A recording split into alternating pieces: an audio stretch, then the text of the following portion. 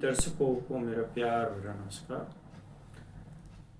अक्सर समाज में दहेज एक बहुत बड़ा मुद्दा है या सामाजिक अभिश्राप है।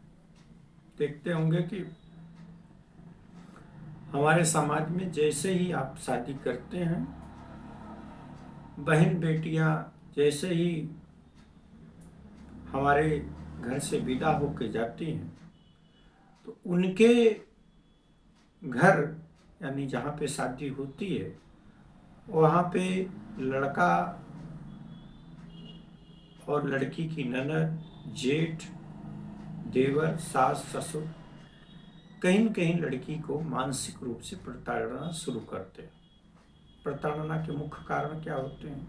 मुख्य कारण होते हैं कि दहेज कम मिलना, सुंदर कम होना, चाल चलन पे लाछन लगाना, तरह तरह के मानसिक रूप से प्रताड़ना की प्रक्रिया शुरू करते हैं।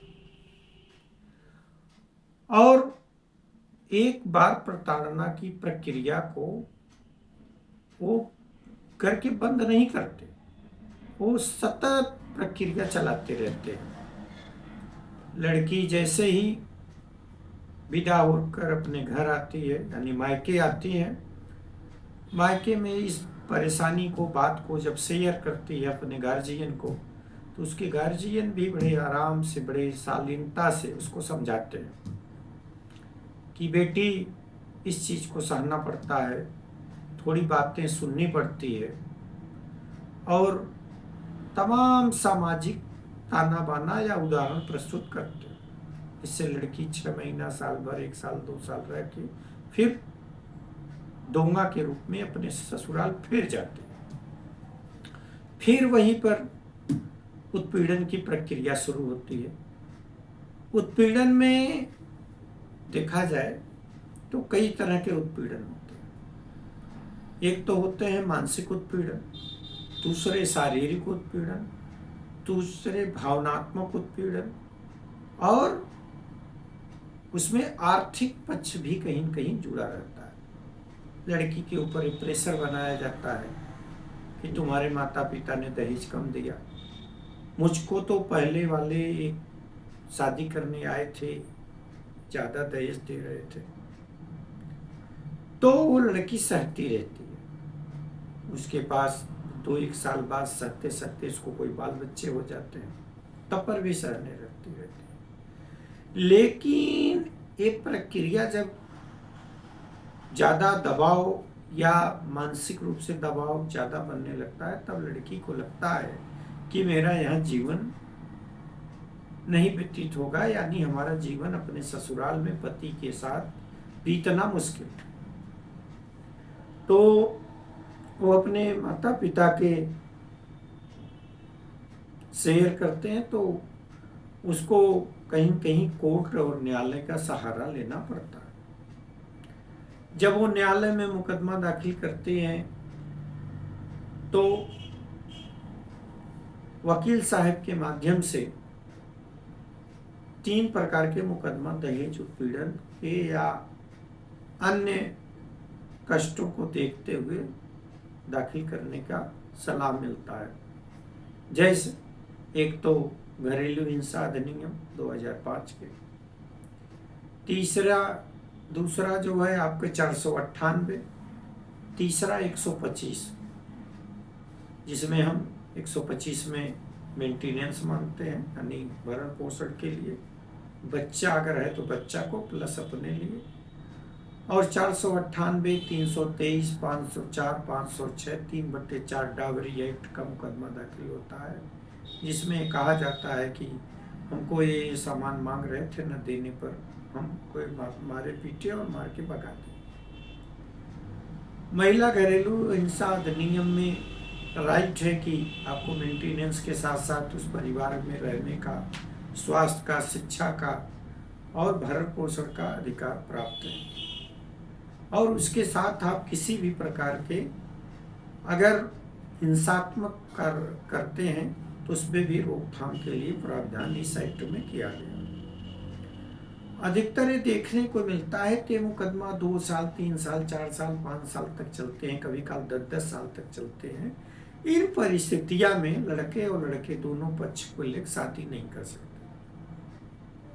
लेकिन कभी काल चोरी छिपे लड़के के लोगों को सजेस्ट कर देते हैं कि आप शादी कर लो, लेकिन कोई प्रूफ न कोर्ट को पाने पाए या लड़की पक्ष कोई प्रूफ अपना प्रस्तुत न करने पाए कि जिससे आप शादी किए।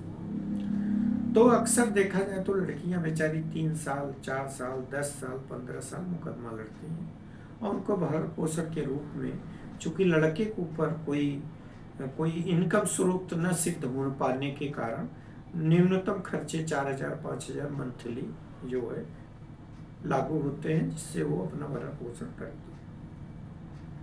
अब इसमें 2 पहलू हैं। एक पहलू ये है कि कुछ लड़की अपने परिवार के ऊपर फर्जी तरीके के दबाव बनाने के लिए मुकदमे करते हैं। कुछ ऐसे प्रकरण हैं जिसमें वास्तविकता परेशान किया जा रहा है। ये दोनों के 2 रास्ते हैं, 2 पहलू। तो ऐसे में हम आपसे आग्रह करेंगे, निवेदन करेंगे और सजेस्ट करेंगे कि बच्चियों के उज्जवल भविष्य के लिए सकारात्मक सोचें, यानी शादी करने के पूर्व सारे बिंदुओं का एक परीक्षण करें। कोशिश रहे, अगर मुझसे कोई पूछे कि शादी एक बेहतर जीवन बिताने के लिए खुशहाल परिवार होना चाहिए, यानी इनकम स्रोत हो, बच्चा पढ़ा लिखा हो और उसके पास जमीन जायदाद हो, प्रॉपर्टी हो, मकान हो, सब कुछ खुशहाल हो, और लड़की का शादी उस परिवार में करना चाहिए जहां उसका एक बेहतर जीवन बीते और उसकी जिंदगी एक खुशहाल बीते। मेरा ये व्यक्तिगत मानना है, मेरे हो सकता है विचार से आप सहमत न हो। मेरा ये मानना है कि शादी एक लकी ड्रा है। आप कितना बेहतर सोच के करें, उसमें भी गुंजाइश वही रहती है कि लकी ड्रा में आपकी नसीब की तकदीर के जो लकी ड्रा है वो किस तरह खुलेगी, इसकी कोई गारंटी नहीं। आपको देखने में बड़ा सुसज्जित परिवार, बड़ा धनवान परिवार मिलेगा, लेकिन लड़का कहीं न कहीं चरित्रहीन होगा। अब बताइए, चरित्रता की पता कैसे लगाया जाए, या गार्जियन कैसे पता लगाए, या लड़के के जो माता पिता हैं वो कहीं न कहीं असंस्कारित हैं, दारू पीते हैं, या अपने बच्चे को गलत आदत सिखा देते हैं, या उनका बच्चा खुद दारू पीने लगता है, नशीला पदार्थ का सेवन करने लगता है, या अन्य लड़कियों के संबंध होने के नाते अपनी जो आपकी बेटी है, यानी जहाँ पे आप शादी की हैं, वो बच्ची को मारता है, पीटता है, सताता है, तो ये क्या है? ये लकी ड्रा ही कहा जाएगा ना, किस्मत का खेल जिसको कह लीजिए। तो ऐसे स्थितियों में मेरा ये आप लोगों से मेरा निवेदन है कि अगर कहीं आपकी बच्ची को लोग प्रताड़ित कर रहे हैं तो पहला काम आप एक पंचायत करें। पंचायत में बात बन जाती है तो दोनों पक्षों को आप लेन देन करके विवाह विच्छेद कर सकते हैं। उसके लिए एक छोटा मुकदमा विवाह विच्छेद या 125 दाखिल करके उसमें विड्रा ले लीजिए। लेकिन गांव समाज में कोई पंचायत में पंचनामा पे या नोटरी एफिडेविट का किया गया कोई समझौता कोर्ट नहीं मानती, यानी लड़के और लड़की दोनों पक्ष को मुकदमा दाखिल करने का अधिकार बना रहेगा। ऐसे सूरत में आप न्यायालय में जरूर सुलह करें और मुकदमे के चक्कर में कम से कम पड़ने की कोशिश करें। क्यों? आप मुकदमे में जब आप दाखिल करेंगे तो आपको 3 मुकदमे जब तैयार होंगे तो आपको हर डेट तिथियों पे उपस्थिति होना पड़ेगा, आपको वकील के फीस देने पड़ेंगे और आपको ट्रेवल करने पड़ेंगे और मानसिक रूप से आप हरेसमेंट होंगे, जिससे आप बीच में मुकदमा लड़ने में असमर्थ हो जाएंगे, यानी आपकी आर्थिक स्थिति कमजोर हो जाएगी। तो मेरा ये आप लोगों से निवेदन है, आग्रह है कि आप मुकदमे के जो इस तरह के पारिवारिक मुकदमे हैं इसको कम से कम लड़ने की कोशिश करें, जिससे आप अपनी बच्ची को अन्यत्र जगह अगर आप शादी करेंगे तो जिससे उसका उज्जवल भविष्य हो सकता है। बहुत केसे हैं, बहुत उदाहरण हैं। अभी जीवंत मुद्दे या उदाहरण आपको बता दें अगर लड़की कहीं गवर्नमेंट जॉब पा गई, लड़का नहीं पाया, तो लड़की वाले ने भी बच्चे लड़कों को हरेसमेंट करते हैं। ऐसा नहीं है कि केवल लड़के वाले हमेशा हरेसमेंट करते हैं।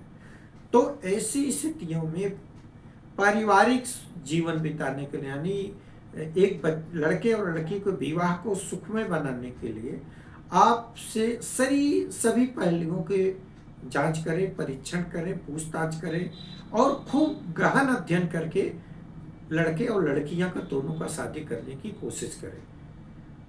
आपसे मेरी ये अपील है, मेरी ये गुजारिश है कि आने वाले दिन के लिए आप एक सुंदर, काल्पनिक और बेहतर जीवन बिताने के लिए आप मेरे बताए हुए बातों को विशेष ध्यान देंगे, तो मुझे लगता है कि आने वाला समाज, आने वाला भविष्य कहीं कहीं एक बेहतर समाज के निर्माण के लिए प्रेरित होगा।